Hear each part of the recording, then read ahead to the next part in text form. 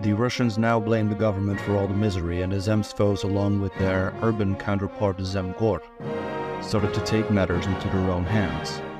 They themselves initiated the supply of the army because the official government failed to do so.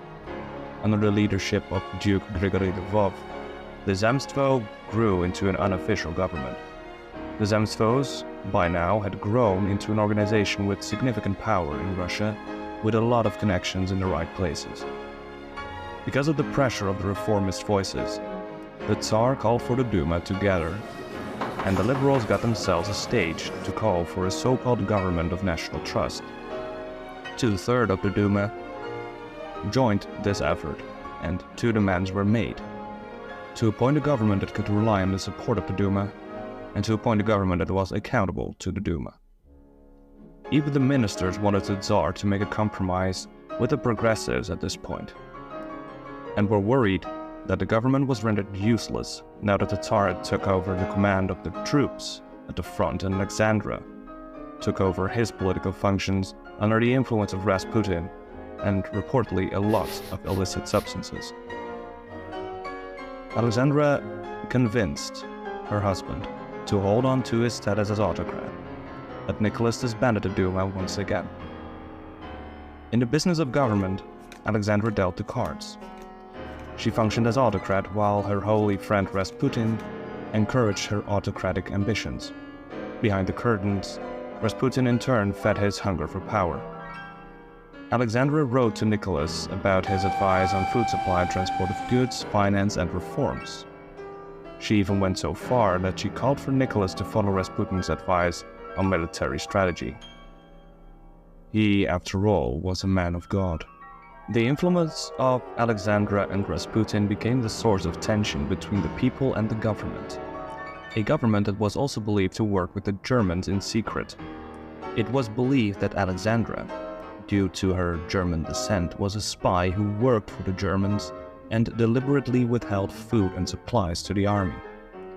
As a result, this marking of the Romanovs as being German made the revolution into an endeavor of patriotic importance.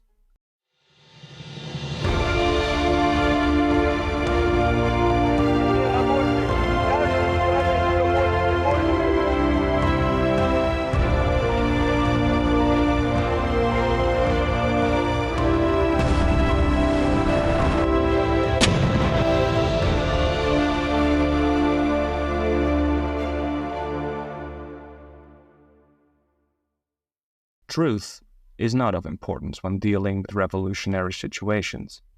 What is of importance, more so, is what people believe to be true.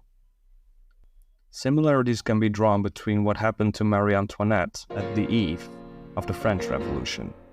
Many rumors went around about how Alexandra had an affair with Rasputin and a lady of a bedchamber, Anna Vilobova, and that they would engage in sexual orgies, and that Alexandra completely degenerated sexually.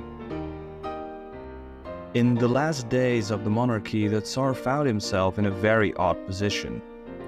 Now even the self-declared monarchists were turning against Nicholas, and the United Nobility organization, along with even members of the Romanov family itself, were critical against the Tsar and started calling for reforms and democratization. In a way, this part of Russian history seems to define itself by the saying, too little, too late.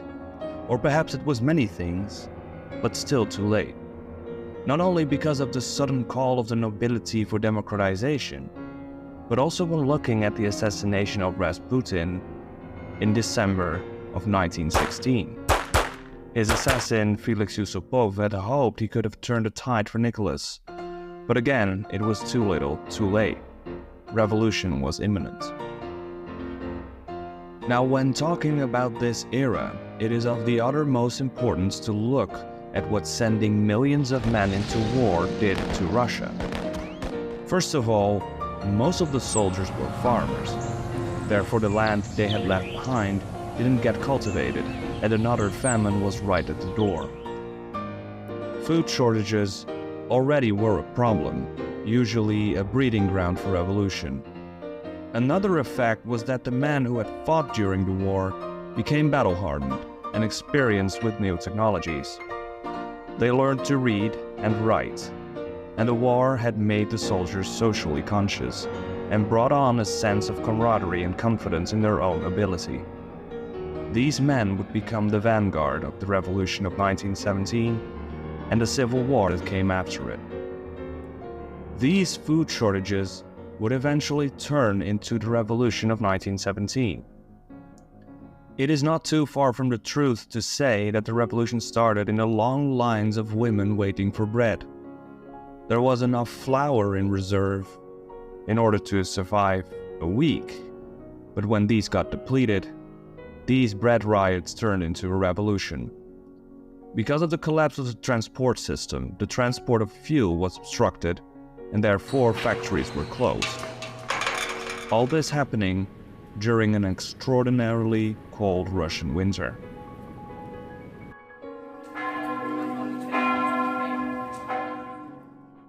On the 8th of March, on International Women's Day, a large group of women marched towards the city center of St. Petersburg.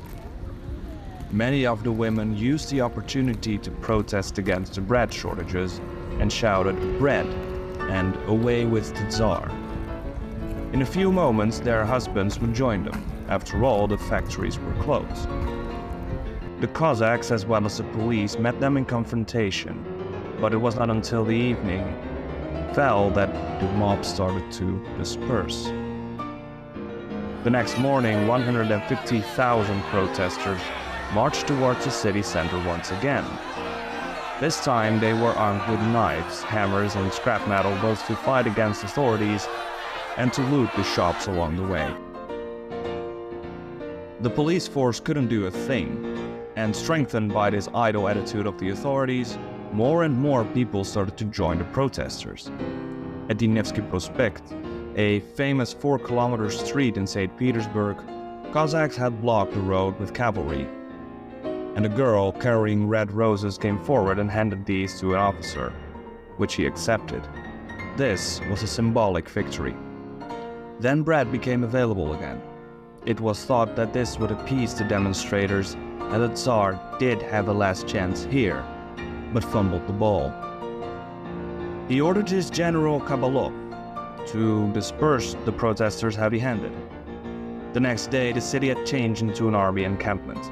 When the protesters, mostly consisting of laborers, gathered once again, policemen from different positions started shooting at them.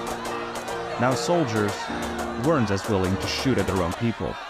An officer, fed up with his soldiers standing idly by, grabbed a gun from one of his soldiers and shot at the mob. That day, 50 people died. One account says that one soldier had seen his own dead mother. The soldiers had to make a choice: either stay loyal to their oath or to join their people. The soldiers were nervous this time. Eventually, some protesters managed to get weapons from the depot, and mutiny started to break out. However, due to the fact that they ran out of ammunition quickly, they were easily dispersed by Cossacks. The next day, when the soldiers got their orders to shoot at the people, they decided to shoot their commanding officer and joined the protesters. Repression, long having been the cure for dissidents in even the smallest form, no longer worked. The Russian Revolution now was a fact. The soldiers joining the revolutionaries gave them not only armed power but also military organization. The protests, initially starting off as chaotic, became more strategic. On the 27th of February, a mob came together in front of the Duma building looking for political leadership. While anarchy in the streets was growing and spreading, and the Tsar was losing men hand over fist, both the left and right wing of the building were trying to come up with a new government. In the left wing, the social revolutionaries, consisting of both Bolsheviks and Mensheviks, were trying to come up with a new government, not having any idea what the direction of the revolution should be. Khrushchev-Mossad, Chekidze, and Skobelev showed up, who, along with social revolutionary Kerensky, announced the Provisional Executive Committee of the Soviet of Laborers. The same evening, laborers were allowed to take seat in the first session of the newly formed Soviet. Most of these seats, however, were occupied by the intellectuals, not by the laborers, which disappointed them. Interestingly, all things considered, the February Revolution aimed at removing the so-called bourgeois.